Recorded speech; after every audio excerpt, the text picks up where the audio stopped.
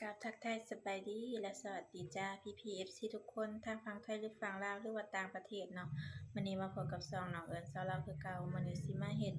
กินยามแลงเนาะเฮ็ดกินปิ้งขาไก่สิปิ้งแล้วก็เฮ็ดเมนูก้อยลองเบิ่งเนาะลองเบิ่งครั้งแรกเพราะว่าบ่เคยเฮ็ดก้อยไก่จักเทื่อมาไปเบิ่งว่าสิเป็นแบบใดสิเป็นคือเขาเจ้าเฮ็ดอยู่บ่สิคือของเขาเจ้าเฮ็ดบ่ มื้อนี้สิมาเฮ็ดเมนู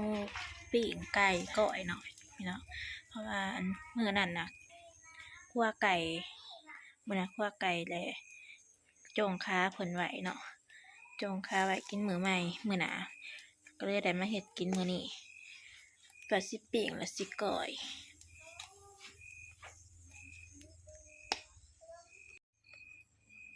นี่ปิ้งขาไก่ปิ้งและสิลองก้อยเบิ่งเพราะว่าบ่เคยเฮ็ดเมนูก้อยนะมีแต่แบบว่าปิ้งกินโลดแล้วก็เฮ็ดต้มเนาะปิ้งไปเรื่อยถ้าเพิ่นสุกพุ่นล่ะปิ้งโลดแบบบ่ได้ใส่เกลือเพราะว่าย้านมันเค็ม เฮายังสิไปปรุงอีกเทื่อเนาะบัดเฮาผักก้อยอันก็คือหอมที่สิเตรียมใส่ก้อยเนาะหอมผักบัวใส่หลายเติบ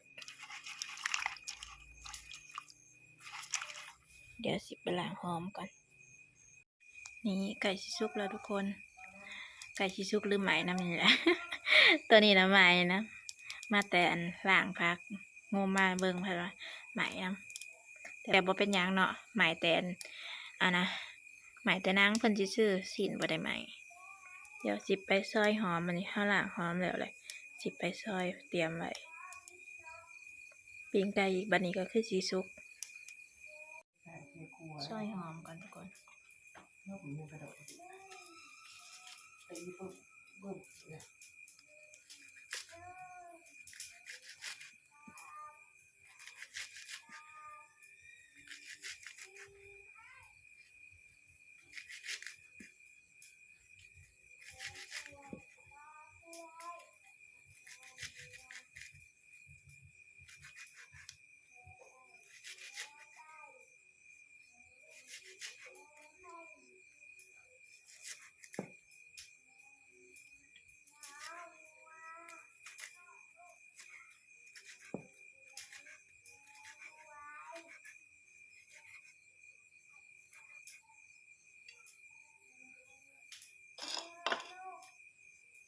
แล้ว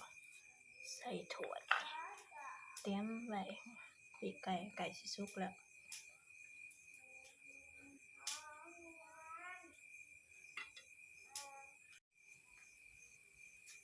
ถ้าตูนถ้าพ่อฝากเขาไปหายเขาเลยขนมอ่ะ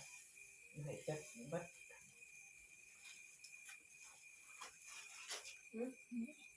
น่าสิสุกแล้วเนาะปันมัน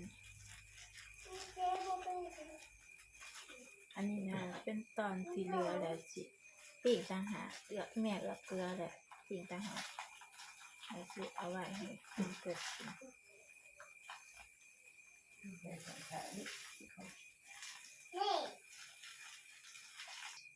สุกไป2 ครั้งแล้ว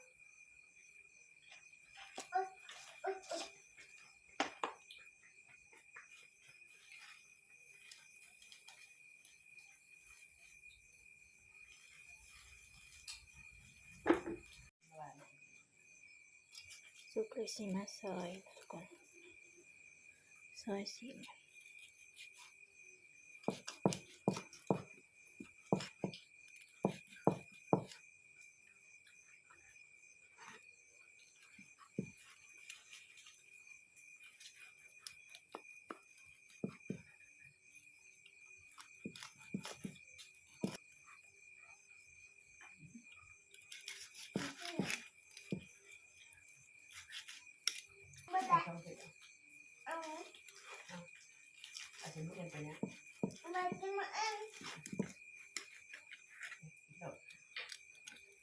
ยังห่อน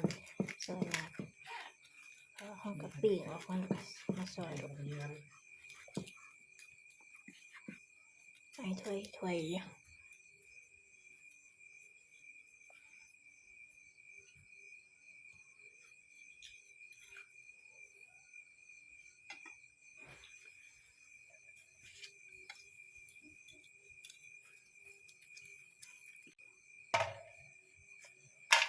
ซอยแล้วก็มาใส่กระซ้ำเลย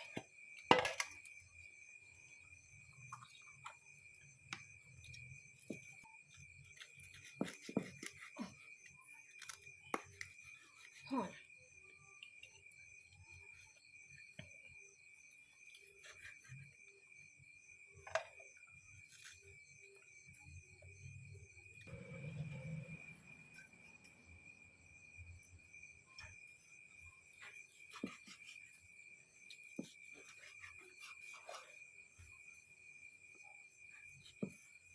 นหอนดินี่ต้นก็ซอยแล้วเบิดแล้วไก่2 ขาก็สิได้ประมาณนี้เนาะเดี๋ยวสิไปปรุงกันบัดนี้บีบมะนาวลงใส่ส้มมะนาว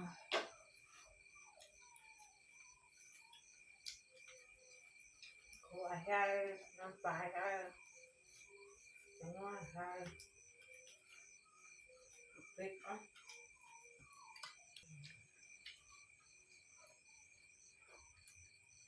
ตามด้วยน้ำปลา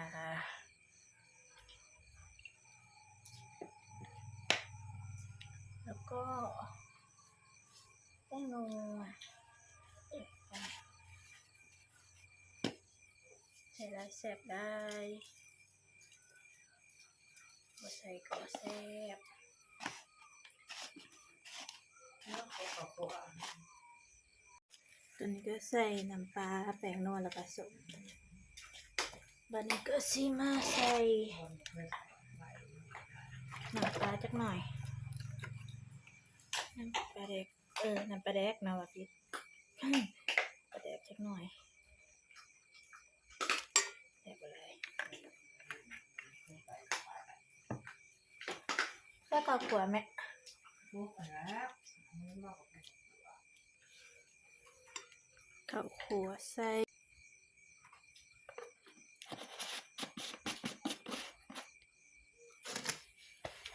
ตามด้วยหอม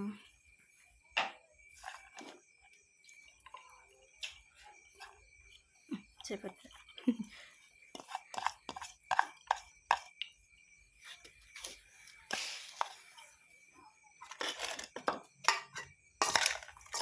คนให้เข้ากัน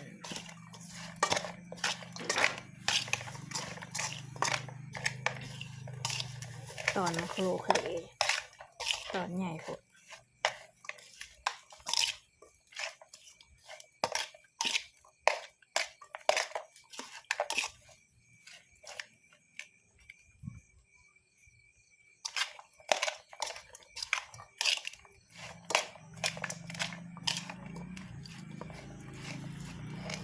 ชิมก่อน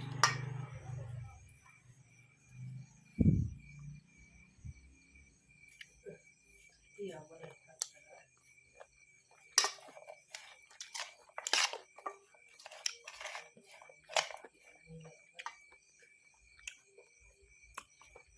เริ่มปลาก่อนจับจาง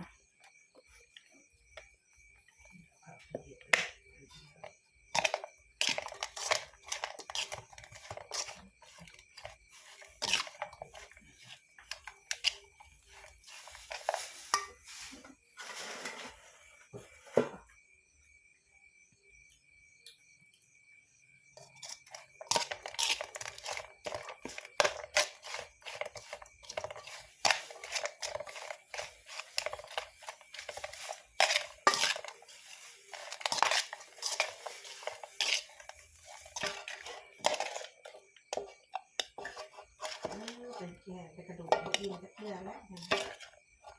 ตัก กินกระดูกมันอาจจะกินก็จะมาจากกระดูกถ้ากินมื้อไงหมาเอ้า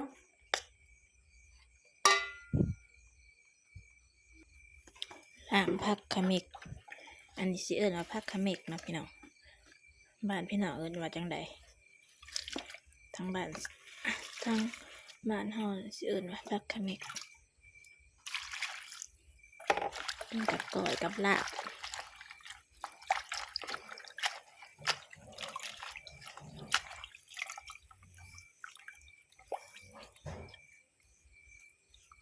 นี่เสร็จเป็นที่เรียบร้อยแล้ว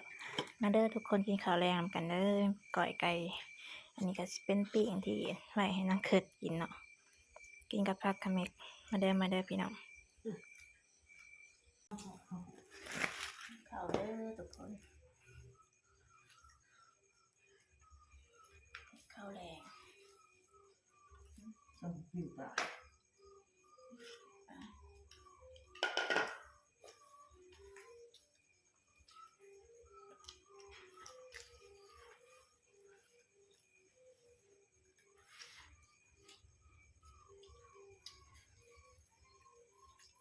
ข้าวจำให้ครับ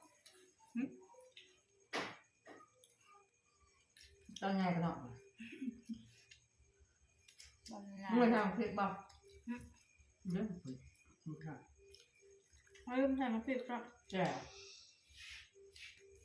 แย่ใช่ เราลืมยังแย่คนนี้ใช่